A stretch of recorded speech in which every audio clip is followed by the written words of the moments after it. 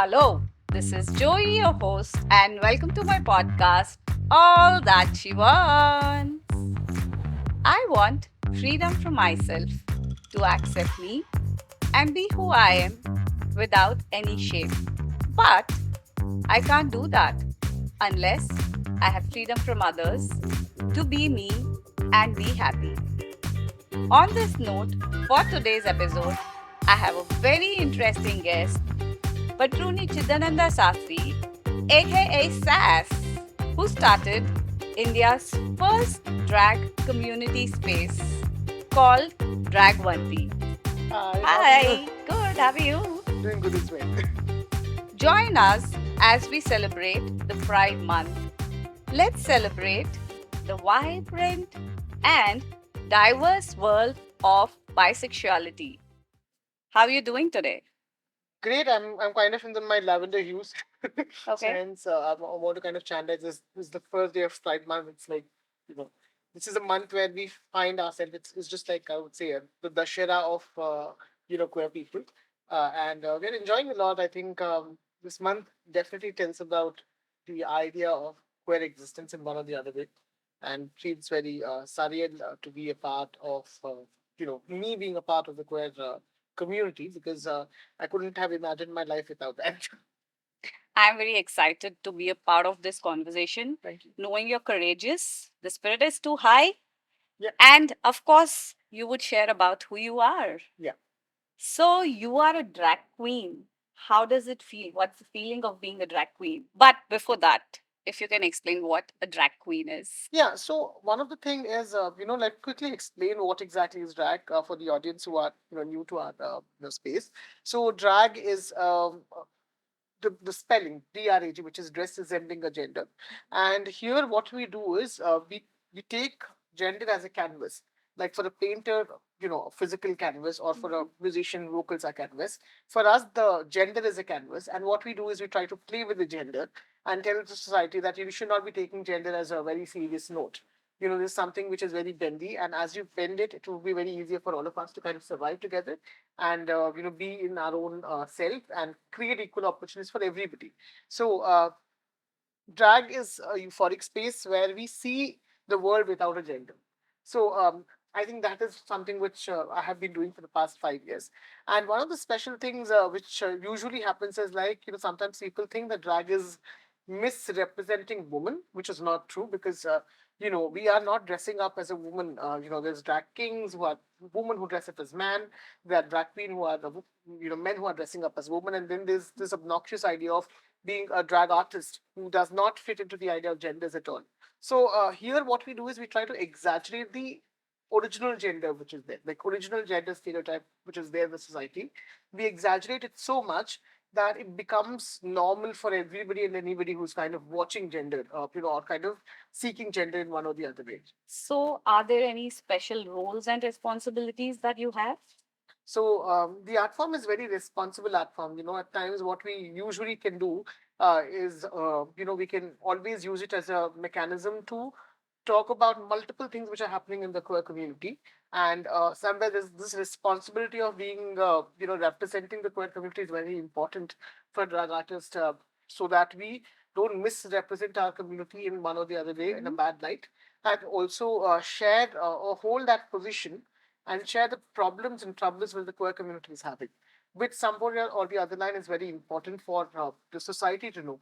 So I think that those are some of the responsibilities which I could say. How is the unity in this community? LGBTQIA plus. Yeah. So I think it's a very it's a very defined rules, but what we need to understand is the LGBT community is a part of the society. So it's not something which is out of the society. It's not something which is very different on how the society or the larger scale society runs. So even today we see that there's a lot of hate towards queer people or LGBT people from the straight crowd or from the crowd which are orthodox in its own nature. It's the same thing which happens within the community as well. Like though we are all kind of together when there's a point of crisis, but somewhere or the other lines is this entire idea of labels, which we try to take it very much seriously. So there are times where people we have something called as bi erasure, where people doesn't want to fit bisexual people within the LGBT community. I'm speaking about this because I'm a bisexual, and somewhere or the other line in my life or lived experience, I have faced this situation that being a bisexual within the LGBT community is a very kind of good as well as bad. It's like salt and pepper, where sometimes what we do is we get the tagline that okay, it's a phase. It's not something which is which is there. Sometimes we think that bisexuality is not something which is serious, and they're disloyal to the community because they can also marry somebody who's a straight person or kind of date somebody who's from the queer community. So we are taking both the kind of fruits is what people think, and somewhere or the other line, that assumption is something which is which sometimes breaks the unity within the community. Having said that, we're all learning. There are multiple age groups within the community as well. So just like our parents might not sometimes understand what we do, the the ageism within the community is also like that. There are Gen Zs who wants to be very pro with lingo, whereas there are people who are in the traditional standard, who believe that okay, there's something which is only a trans woman and a trans man. And the new generation wants to redefine their gender. They say that I'm a non-binary person. So there's again a conflict between the trans binaries and trans non-binaries. The one way how we can resolve this is to kind of constantly connect people with each other, and try to invest more on the idea of building a community, building a family within the LGBTQI plus spaces, and including starting conversations, I think. So once we start the conversations, automatically these bridges would be burned, and we might create a more stronger, more connected or intersection community with soul nature. So also, I would know that how is the gap between this community? Because there would be people who are at the older age and also the Gen Z, like we were talking. Do they gel really well, or there are a lot of miscommunication that happens, or they don't try to understand what the younger generation is doing? Things like that. Yeah, I think I would give you an example. So the older community, somebody who has born in 90s. So especially if I'm taking the consideration of India, so they were the ones who actually fought for the main rights. So their entire life, half of their life has been just fighting for the society, fighting for acceptance, and they got the freedom only after once they are around 60s or 70s, which is half of their age is already gone. And somewhere or the other line, this entire aggression which they kind of carry towards the society would not kind of immediately die off, because somewhere or the other line, the society has committed a crime in going ahead and taking the most valuable time of their age, in just not giving them what they are deserved to. So there's this always an aggression, and there's always this idea of activism which is more cutthroat, where people can kind of go ahead and they want certain things. They're traditionalist. They believe in the idea of how a certain label can transcend. So they're more aware. Whereas the Gen Zs, or people who are kind of coming millennials and Gen Zs who just started off in their 19 and 20 years of age, they have utmost amount of freedom. Now, what they could do is they could either use this freedom for their benefit, or they could use the freedom for creating something which is not required in the society. So this dichotomy of freedom, if you're kind of giving it to a person at any point in time, it's a very responsible idea which people need to seek. So we should not be forgetting people who fought for us, but we should also try to kind of go ahead and change or make the society even more better. So, like the 90s person might not be legalized when they were 19 to have same sex time of homosexuality, but the person who is Gen Z right now doesn't have same sex marriages being legalized. So struggle is very different for each and everybody, and the type of education which everybody is getting with the society is also very different.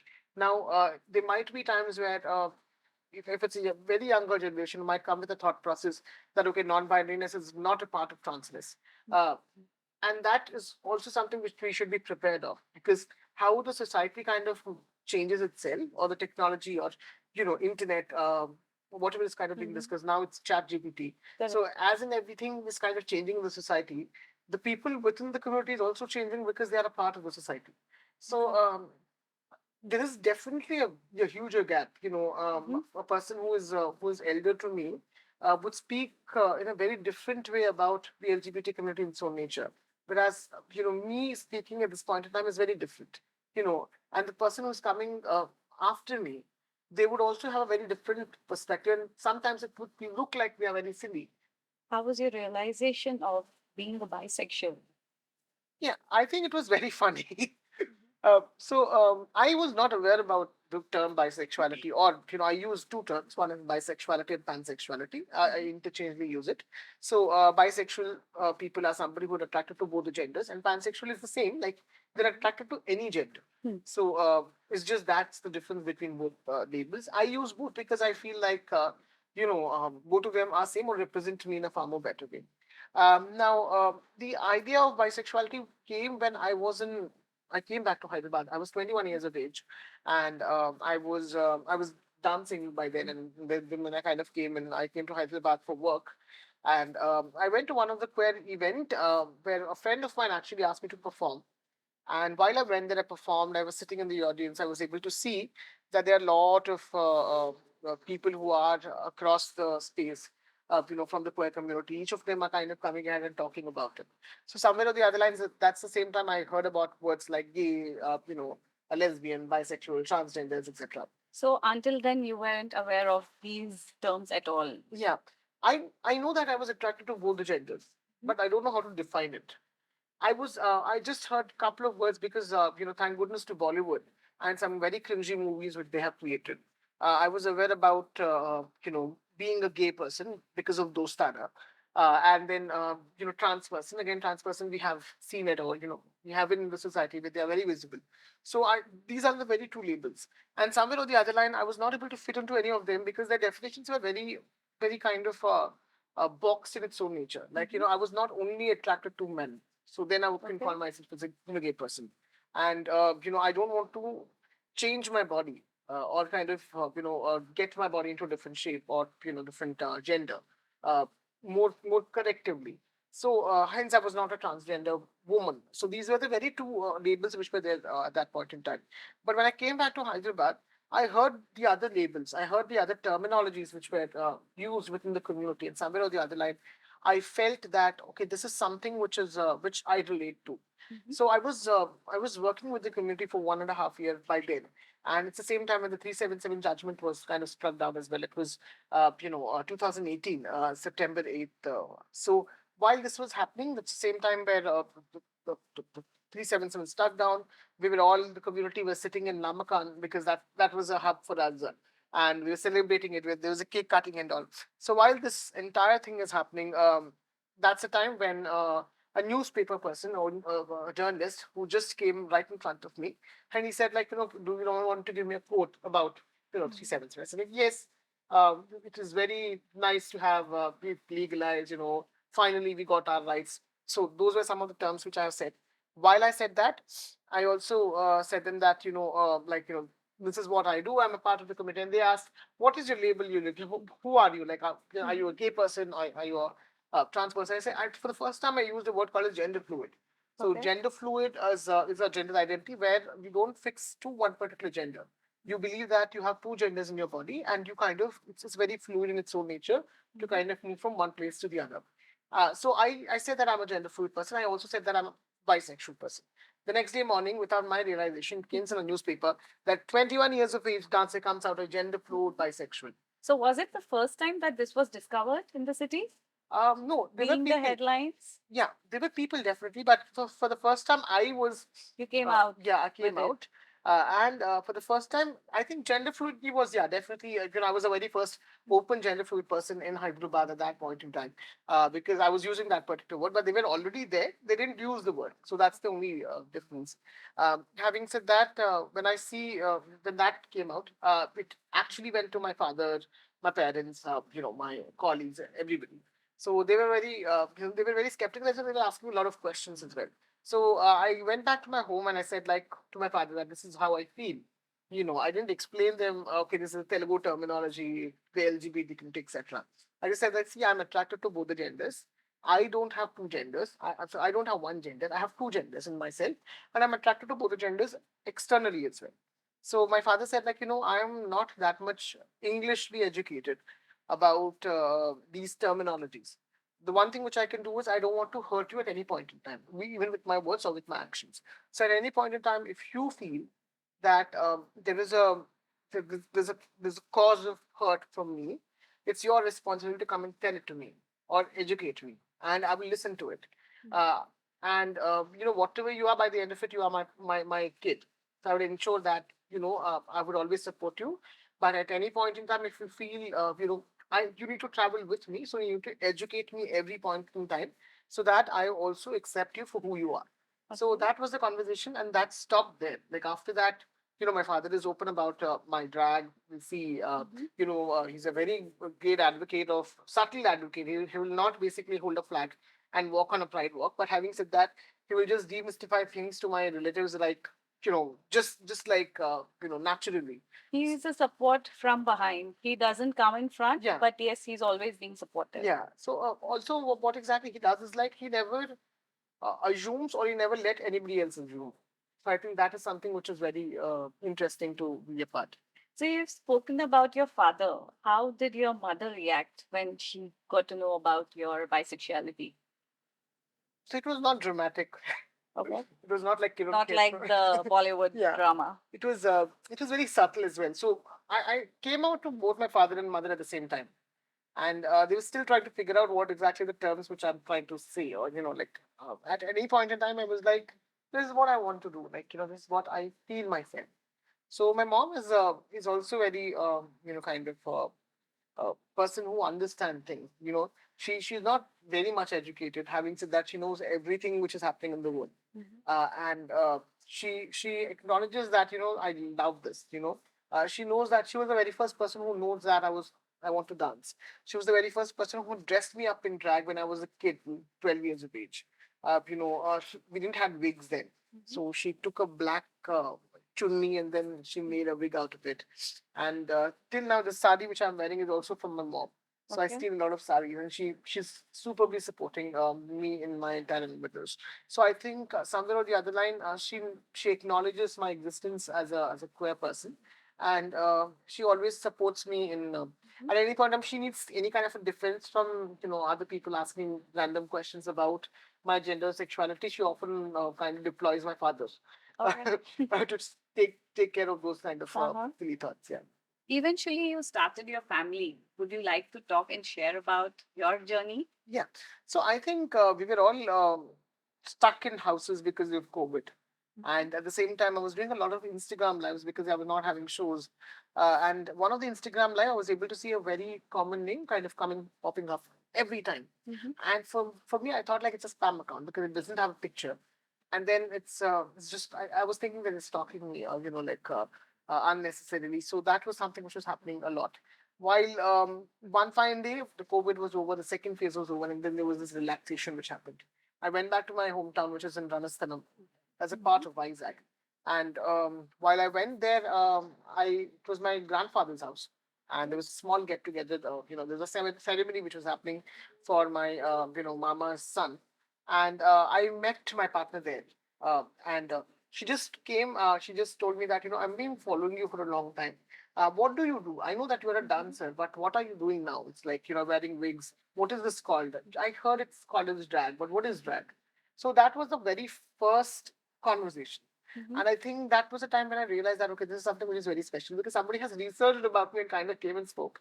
And we exchanged numbers. We started talking with each other. Somewhere or the other line, when we know that the thing was getting very serious, that was a point of time when I had to go and break the ice. I need to kind of reaffirm things which I felt was not understood by the other person. But I was not in a realization that she knows everything already. So I went there at 2 o'clock at midnight. I sent her a message. See, I'm a pansexual person. It was easy to kind of explain pansexuality than bisexuality. So I said, like, I'm a pansexual person.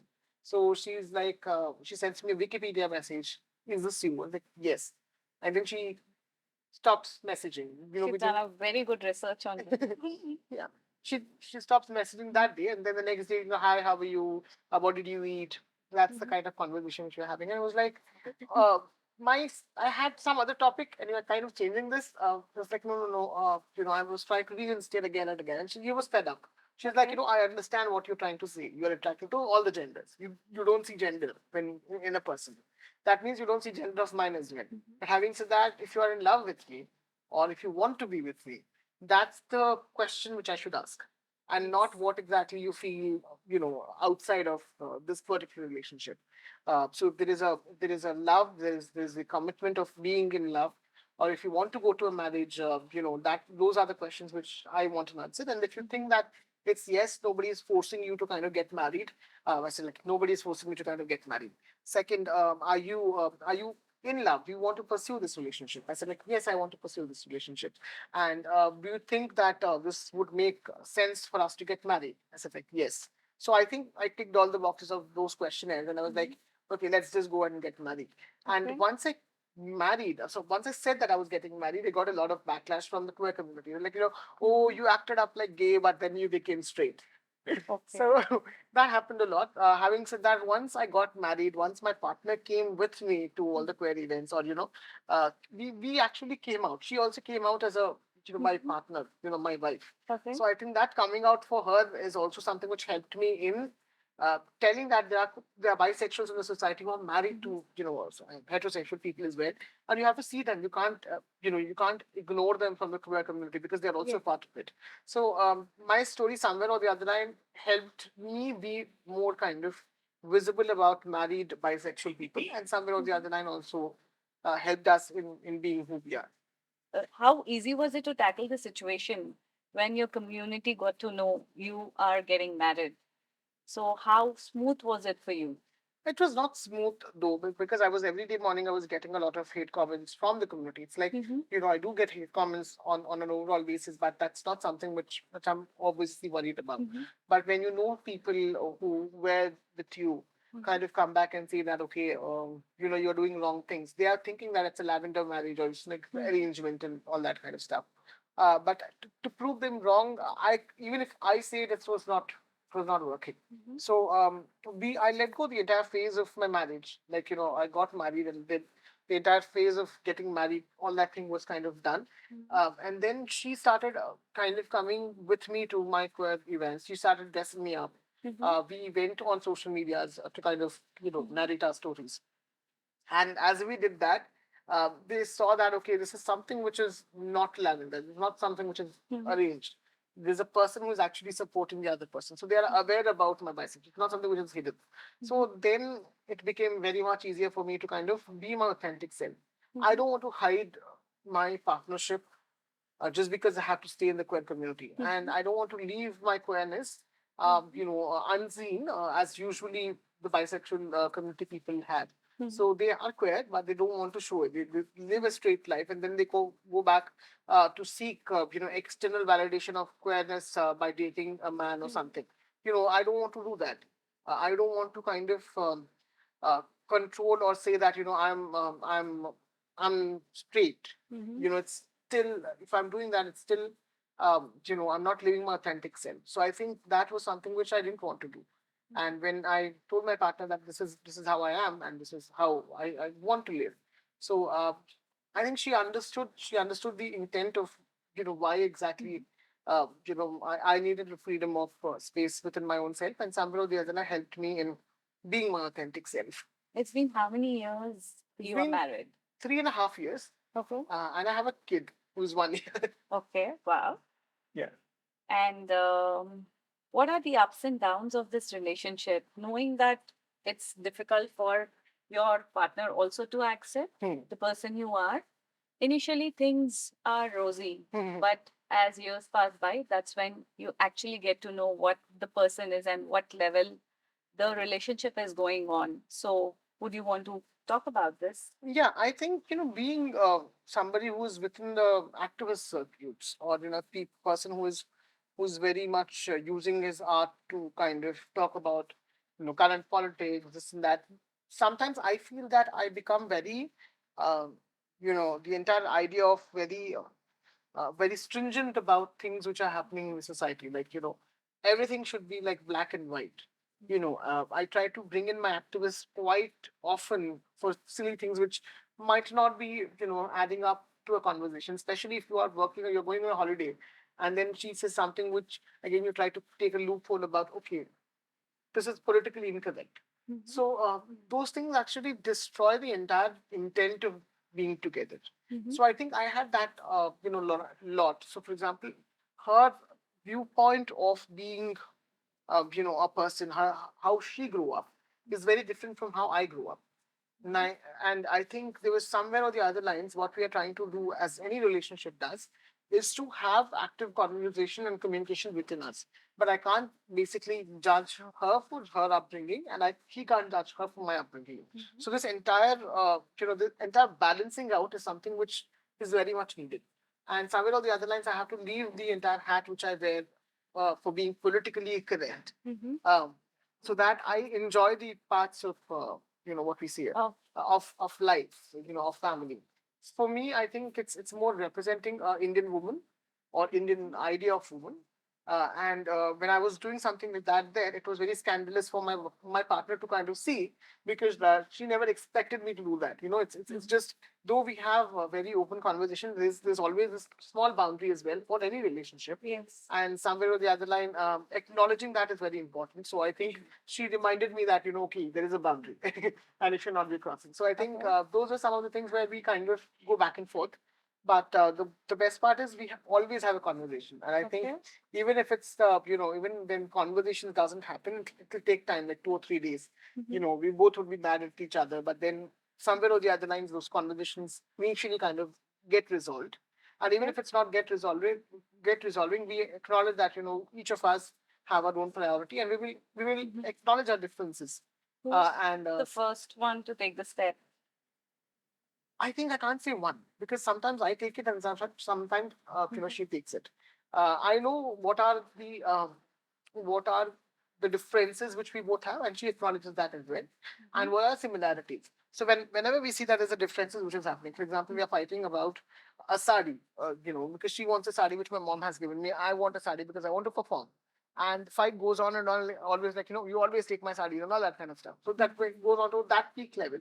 Okay. And how do we resolve this? Like, okay, you give me this sari, I will give you, I will buy Barter you something. system. Yeah, Okay. I'll buy you something. Okay. I give gift so that I can get this. And sometimes if she doesn't want to give, it's like, okay, I have other things. She's serious about that particular sari because it might have some existence we have passed down from generations, etc. So I know that, okay, that is her property and I should not be touching it. And just one sari might not affect my drag, somewhere or the other. Like, so I also sometimes compromise with them that, let's share it. Or you use it 10 times and then give it to me. Okay. So I think these are some kind of conversations which usually happen. So, how was the experience of being a biological dad? Especially with the child, I think we both have, because right now she's taking the entire responsibility of the child. Okay. I feel a little guilty that I can't contribute, but if I was kind of of the same body, I could have contributed better, but I'm not. There's this biological dependency of a mother on a child, which you can't do otherwise. And I think I hope that I could give some relaxation to my partner. Having said that, it's always a constant effort. It's always this dependency on your parents, on your circuit to kind of go ahead and raise a child. And we're still trying to work out. Like, I'm still trying to figure out how can I support my partner.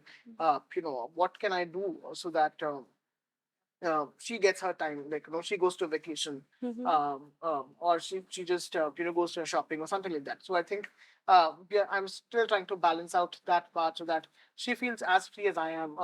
Even with the child. So I think um, I think I'm still trying to figure that out. Okay.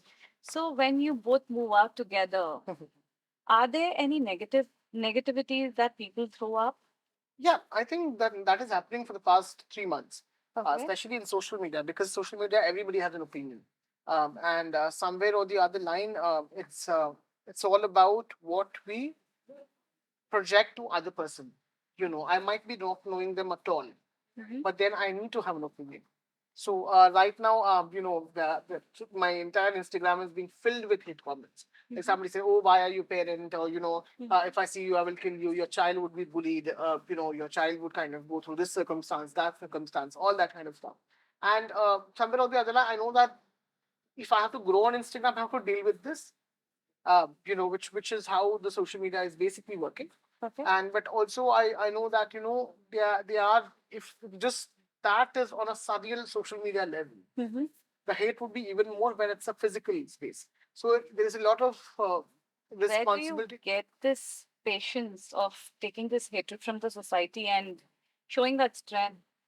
I think I have very practical as well as very small group of people around me who always they don't safeguard, but they tell you how the reality is. So I think that I'm very much privileged when when you share somebody's uh, problems, you know that how privileged you are.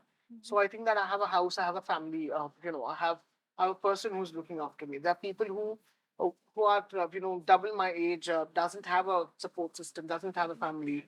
The entire idea of loneliness kind of kicks up at one or the other point in time. So when I compare my life with them, always I feel that I'm very much privileged.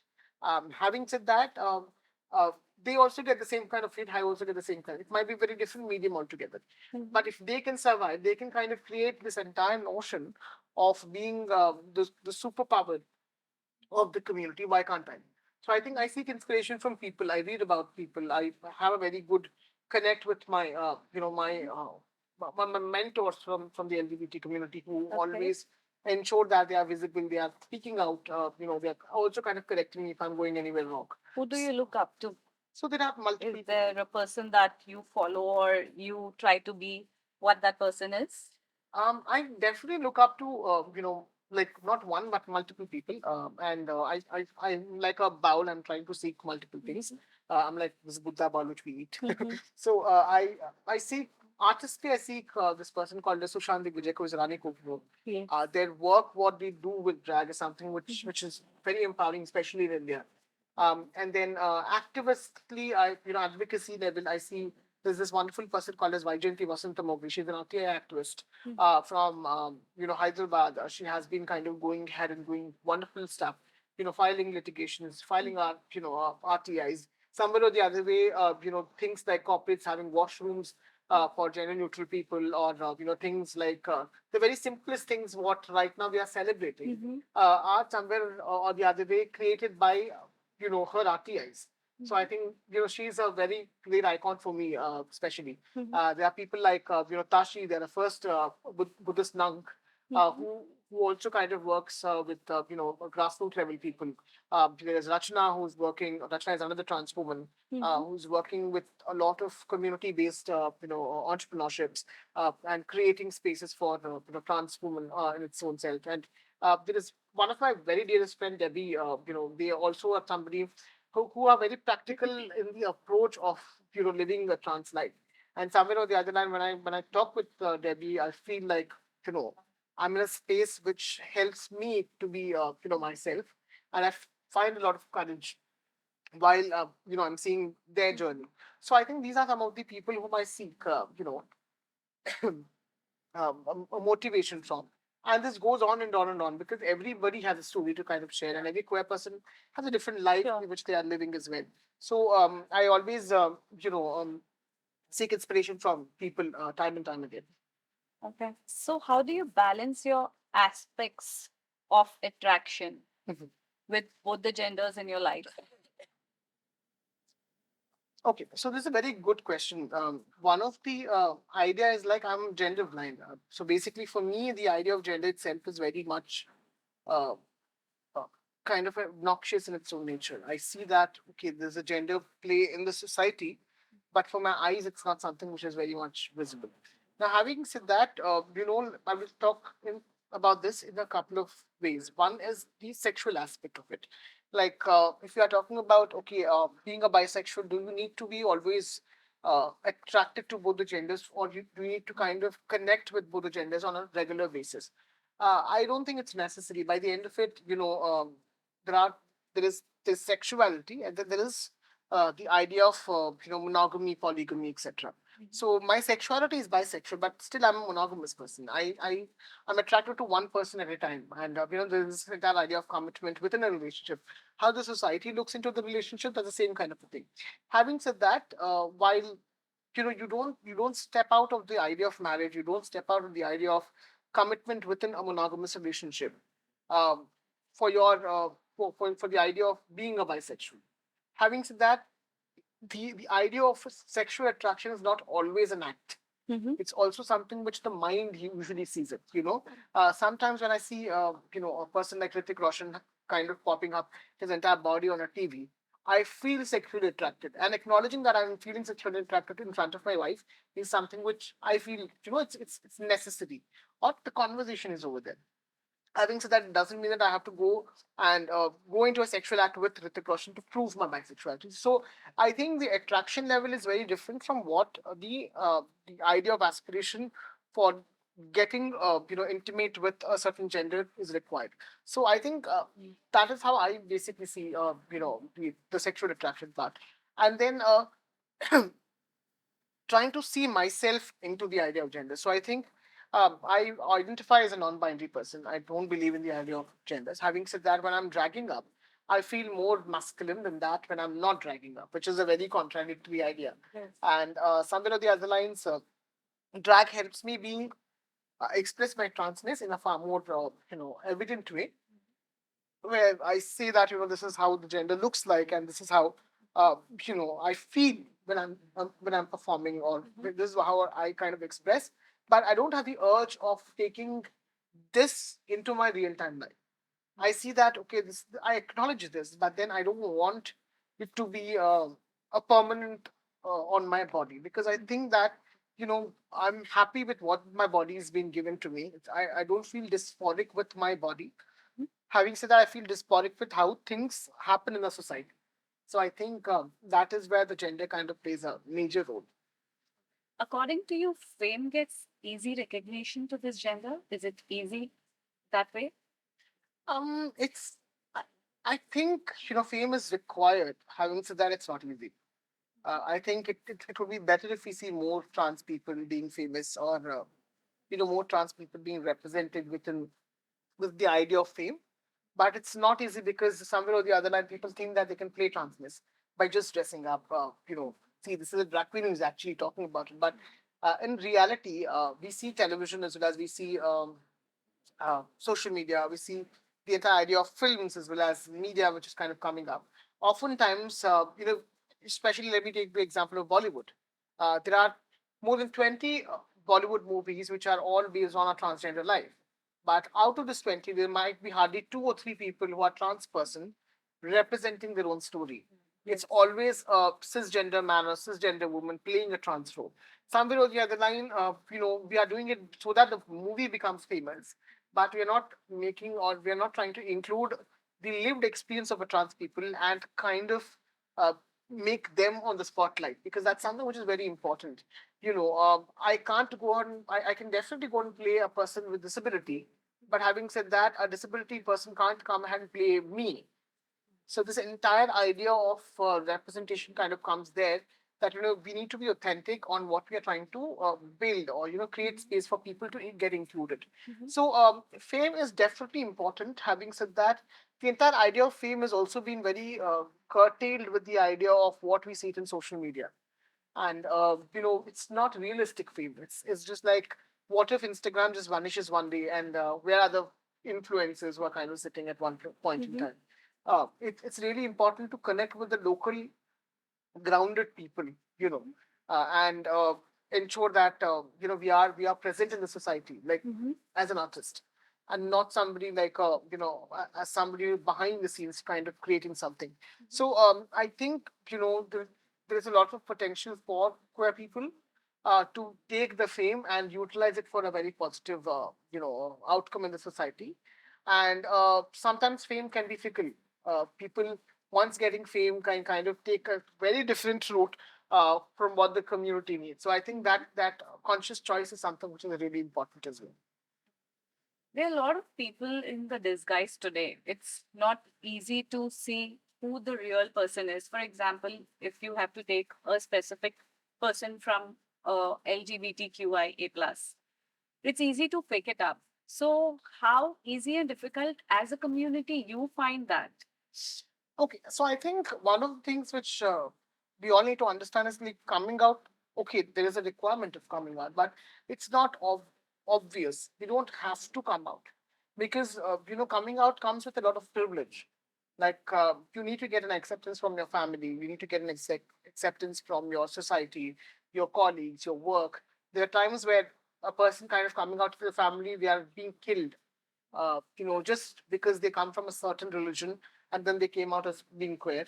So, is coming out that important than death, or is coming out that important than the safety of a person? So, these are how the reality of the society is. People lose their jobs because they came out.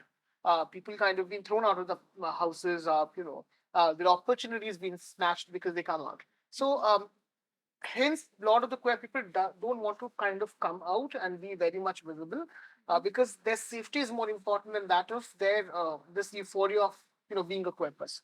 No, not all of them are lucky like me, to be honest.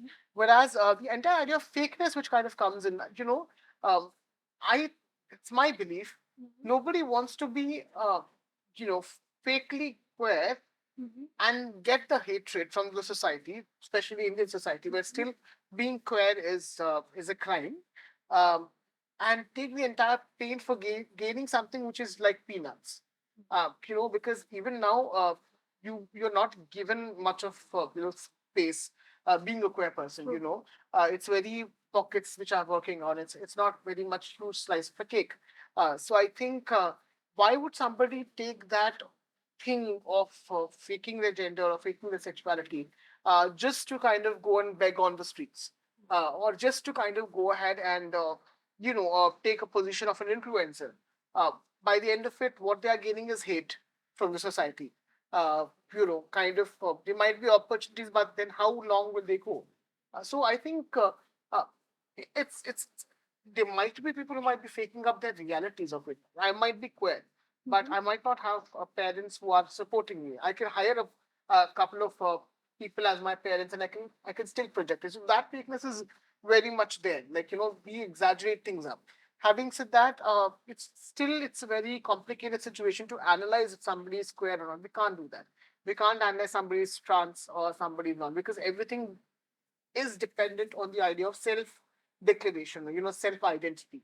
So, and queer community mm, very much understands the idea of self identity. So, if somebody is kind of coming ahead and saying that I'm a bisexual, I'm a trans person, I'm gay, or I'm lesbian, we just trust. We have to trust. And that's how the society works. Okay. Like, we have to trust that, okay, they are queer. People can change as well. Like, I come out as, bisexual today, but then I want to, I become straight. Day after tomorrow, or after I become, gay because I got a partner who ensures that I'm, same sex partner who ensures that I'm my authentic self. So while these things work out, while the relationships work out, then identity also changes. So I think even that is a part of phase. Like you can't say that, oh, you were straight yesterday, but today you became gay. Uh, this comparison we can't do, and I think that is the major challenge which the entire idea of fakeness within the community happens as well. It's little murky, and we don't know. Like we can't basically point a finger and say that somebody is fake. Quite reasonable. Yeah. One message that you would want to give an individual person who wants to reveal the gender and is not able to do it? I think it's really important to take time. Uh, I believe that uh, you might be feeling that your life is kind of getting over. You might be feeling the circumstances are very different, or coming out might somewhere or the other line help you lose everything what you have in your society on your life. Having said that, it's really important to first understand your safety and then eventually kind of come out. There's a lot of hand holding which queer people do to the society. We educate our parents, we educate our children, we educate everybody. My entire life would be educating others. Having said that, this hand holding is required so that I feel happy and I feel being heard. I feel that kindness flowing from one person to the other. And if that is doing good for me, I would be happy to do the hand holding as well. So I think that is what we need to kind of look into. Start with the very basic thing which makes you happy. Like, it might be makeup, in your living room when your parents are not kind of seeing, or it might be watching movies which are queer affirming in its own nature. So start with the very basic thing, and there's no pressure of coming out. You take your own course of life. You don't have to explain. This entire explanation of things is very much somewhere or the other line need to stop, because we would be explaining our entire life about things. So I know a couple of friends who are queer, but they don't want to say that they're queer. If somebody goes, are you gay? Are you straight? They're like, I'm a plant. I love everybody. So something like that they would say, so that they don't fit into the idea of a certain kind of a box. And they know that the life will flow. They would meet people who are from multiple genders, etc. So uh, have that jovial nature of going ahead and seeing life in a far more different way. And there's no pressure. First, your safety is more important. You building your own safe space is more important. And once you do that, you are absolutely free to kind of go ahead and come out. Okay. Wow. Love is a common language. Why have gender barrier? When government has announced Article 15, right to dignity as a fundamental right, why do we troll about sexuality? Let's accept them to who they are and remove toxicity from a certain community. Let's create a safe and inclusive space where every voice is heard and every story is valued. Be proud, be visible, and most importantly, be you. If you loved our today's episode, please like, support, and drop a comment. Don't forget to share it with your friends, family, and anyone who would benefit from the understanding of this experience. Please subscribe us on All All That that She she wants. Wants.